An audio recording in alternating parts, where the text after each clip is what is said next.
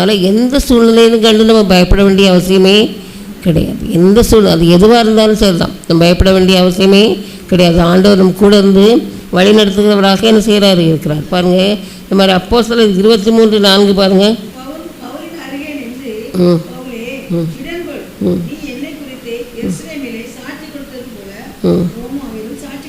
சாட்சி கொடுக்க வேண்டும் என்றார். பவுலே, திடன்கள், நீ என்னை குறித்து எருசலேமிலே சாட்சி கொடுத்தது போல ரோமாவிலும் சாட்சி கொடுக்க வேண்டும்.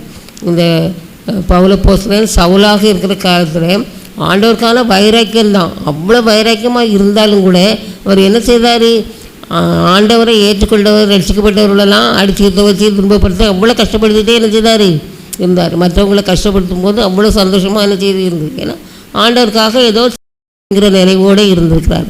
அது அப்புறமா அவர் ஆண்டவரை ஏற்றுக்கொண்டு ஆண்டவருடைய பிள்ளையாக மாறின பிறகு மற்றவர்களுக்கு ஆண்டவரை பற்றி சொல்லும் பொழுது அவருக்கு அநேக எதிர்ப்புகள் வந்த சமயத்தில் ஜனங்களெல்லாம் அவரை கொண்டு போட்டக்கூடாதுன்றதுக்காக அவர் என்ன செய்கிறாங்க, ஜெயிலில் கொண்டு அதிகாரிகள் அடைச்சி வைக்கிறாங்க.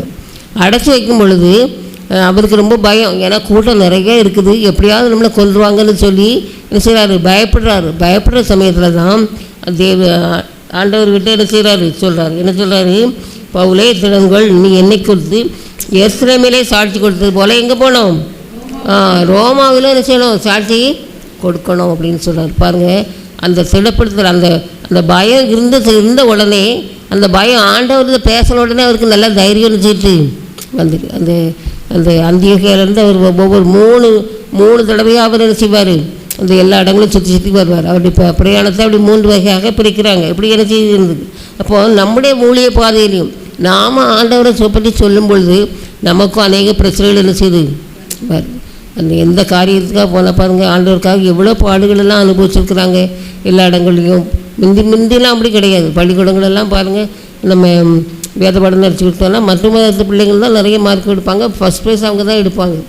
இப்போ அதெல்லாம் நம்ம சொல்லிக் கொடுக்கவே முடியாது. நம்ம பைபிளில் உள்ளது நல்ல கதைகள் தான் நம்ம சொல்லிக் கொடுக்கும், நீதி கதைகள் மாதிரி சொல்லிக் கொடுக்குறோம். ஆனால் இப்போ சொல்கிறதுக்கு வாய்ப்புகள் அதிகமாக இல்லவே இல்லை. அது வேறு மாதிரி மதம்னு நினைக்கிறாங்க. இது நல்ல வழி. நம்ம கிறிஸ்தவம் என்பது ஒரு நல்ல வழி, நல்ல மார்க்கம்னு சொல்கிறோம். நல்ல வழியை நம்ம சொல்லிக் கொடுக்குறோம். ஆனால் அதை புரிஞ்சுக்கிற மாதிரி இப்போ யாருமே இல்லை. அப்படி இருக்கும் பொழுது இந்த ஊழிய பாதை எந்த வகையிலையாவது ஆண்டவரை எப்படியாவது நம்ம சொல்லிக் கொடுத்துருவோம். பிள்ளைகள் எந்த வகையாவது சொல்லி கொடுக்கணும். அதுதான் மிக முக்கியமான காரியம். ஏன்னு சொன்னால் வருத்தப்பட்டு பாரம் சுமக்கிறவர்களே, நீங்கள் எல்லோரும் என்னிடத்தில் வாருங்கள், நான் உங்களுக்கு கேட்பாதலே தருவேன்னு சொல்கிறார். அநேக பிரச்சனைகள் வரும்பொழுது என்ன செய்கிறதுன்னு தெரியாமல் கடைசியில் சாவை நோக்கி ஜனங்கள் ஓடிக்கிட்டே இருக்காங்க. அவங்களுக்கு ஒரு தடவை ஒரு டீச்சர் ட்ரைனிங்கில் படிக்கும்போது அந்த பிள்ளை ரொம்ப ஜெவமனுவாக எல்லாம் செய்வான். அதுக்கு முன்னால் சொன்னான், ஒரு தடவை நான் வாலிய பிள்ளையாக இருக்கும்போது செத்துடலான்னு நினச்சேன் டீச்சர்.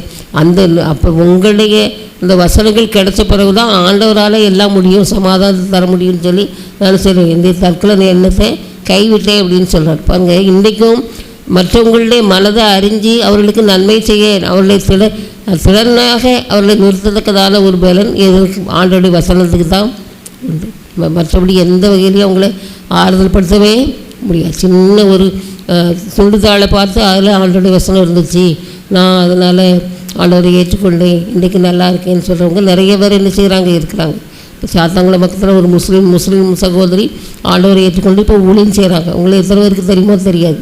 அவங்க ஒரு நாள் ஒரு சாட்சியில் சொன்னாங்க, அவங்களுக்கு பைத்தியம் முடிச்சுட்டு எல்லோரும் அடிப்பாங்களாம், அது பண்ணுவாங்களாம், கஷ்டமாக இருக்குமா. மாப்பிள்ளை சின்ன ஹோட்டல் வச்சுருந்தாங்க. அப்போது அந்த அம்மாவை ரூம்குள்ளே அடைச்சி போடுது. அதுக்கப்புறம் ஒரு முன்னால் நின்று டீ ஆற்றி விற்றுக்கிட்டு இருப்பார். அப்போது இந்த நம்ம சுவிசேஷ விழுத்துல இந்த ட்ராக்ஸ் கொடுப்போம்லாம், அப்படி கொடுத்துட்டு போனாங்களாம். அப்படி கொடுக்கும்போது இவருக்கு ஒன்று கொடுத்தாங்களாம். இவருடைய பார்த்துட்டு ஏசுன்னு போட்டிருந்தோடனே உடனே அப்படி கிழிச்சு தூர வச்சுட்டு போயிட்டார். நிறைய உடனே கொடுக்கவங்களுக்கு ரொம்ப கஷ்டமான சிகிச்சை இருந்துச்சு. உடனே திருப்பி வந்தவங்க பின்னால் வந்தவங்க பழையபடி அவருக்கு என்ன செய்யிருக்காங்க, கொடுத்த உடனே அதை பார்த்துருக்காரு. பார்த்த உடனே கவலையாக கஷ்டமாக இயேசு உங்களை விடுவிக்கிறார் அப்படின்னு வசனங்கள் இருந்திருக்கு. உடனே இவருக்கு ரொம்ப ஆச்சரியமாக இருந்துச்சு. சரி ஒன்றை கிழிச்சு போட்டாலும் தொடர்ந்து வாசிப்போம் அப்படின்னு சொல்லி வாசிருக்கார். பார்த்துட்டு சரி இப்போ இதில் இயேசு கிறிஸ்துவை பற்றி சொல்லியிருக்கேன், நாம் அது கொஞ்சம் ஏதாவது செயல்படுவோமே அப்படின்னு சொல்லி அந்த குறிப்பிட்ட கூடத்துக்கு இந்த பெஞ்சாதி கூட்டிகிட்டு அந்த மனநலம் சரியில்லாத அம்மாவை கூட்டிகிட்டு போயிருக்காரு.